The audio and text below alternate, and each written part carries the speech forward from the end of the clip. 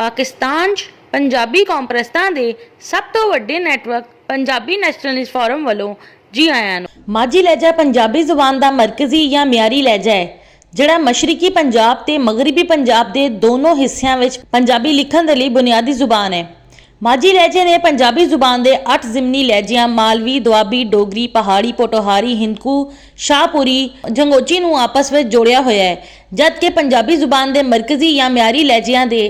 जिमनी लहजियां तो इलावा पंजाबी जुबान के 31 जिले लहजे भी ने। पवादी, बनवाली, भटियानी, बागड़ी, लबानकी, कांगड़ी, चंबियाली, पोंछी, गोजरी, अवंकारी, घीबी, छाछी, सवाई, पशोरी या पिशावरी, कोहाटी, जांदली या रोही, धन्नी, चकवाली, भिरोची, थलोची या थली, डेरावाली, बारदी बोली, वजीराबादी, रचनोई, जटकी, चनावरी, काची, काछड़ी, मुल्तानी, जाफरी, केथरानी, रियासती, बहावलपुरी, राठी, चौलिस्तानी जेड़े पंजाबी जुबान के 8 जिमनी लहजियां मालवी, दुआबी, डोगरी, पहाड़ी, पोटोहारी, हिंदकू, शाहपुरी, झंगोची के जरिए पंजाबी जुबान के मरकजी या म्यारी लहजे माझी दे नाल जुड़े हुए ने। पंजाबी जुबान के मरकजी या विचकाल दे लहजे माझी नूं पंजाबी जुबान के 8 जिमनी लहजियां ने चारों पासों घेरिया होया है ते इन्हां जिमनी लहजियां दे जुमलिਆਂ ਵਿੱਚ एक दो लफज ਇਹੋ ਜਿਹੇ ਹੁੰਦੇ ਨੇ ਜਿਨ੍ਹਾਂ ਦੇ ਹਜੇ ਪੰਜਾਬੀ ਜ਼ੁਬਾਨ ਦੇ ਮਿਆਰੀ ਲਹਿਜੇ ਮਾਝੀ ਦੇ ਲਫ਼ਜ਼ਾਂ ਤੋਂ ਵੱਖ ਹੁੰਦੇ ਪਰ ਮਜਮੂਈ ਤੌਰ ਤੇ ਜੁਮਲੇ ਦੀ ਪੰਜਾਬੀ ਲਫ਼ਜ਼ ਤੇ ਪੰਜਾਬੀ ਗ੍ਰਾਮਰ ਇੱਕੋ ਜਿਹੀ ਹੁੰਦੀ ਹੈ।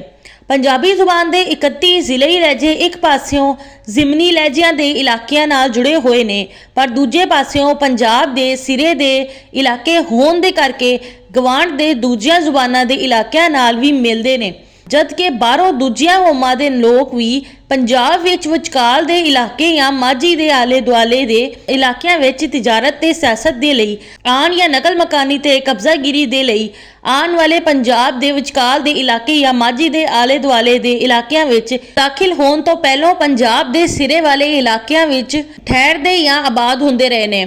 इसलिए दूजिया कौमां दे लोकां दी जुबानां दे कुछ लफ्ज़ इन्हां इलाकों विच बोले जाने वाली जुबान विच रलदे रहे ने।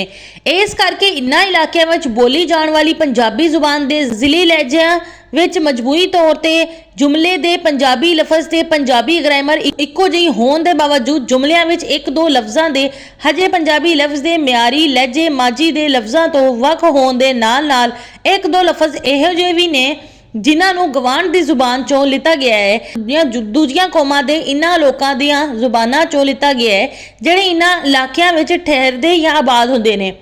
पंजाब दे विचकाल दे इलाके या माझी दे आले दुआले 8 इलाकिਆਂ दे सिरे दे इलाकिਆਂ विच जिथे पंजाब विच दाखिल होने लई रस्ते ने उत्थे दूसरी कौमां दे लोकां दे आन ते आबादगार बहुती होने दे करके दूसरी कौमां दीआं जुबानां दे लफज या दूसरी कौमां दे लोकां दी पंजाबी जुबान दे लफ्ज़ां दी अपने अंदाज नाल हजे करन दे करके इन्हां इलाकिਆਂ विच पंजाबी जुबान दे जिले लहजे बोते ने। बहुते लहजे होने दे करके एक ते पंजाबी जुबान दे जिले लहजे बोलन वाले छोटे छोटे इलाके बन गए ने तो दूजे जिले लहजे बोलन वाले लोगों की तादाद भी थोड़ी थोड़ी हो गई है।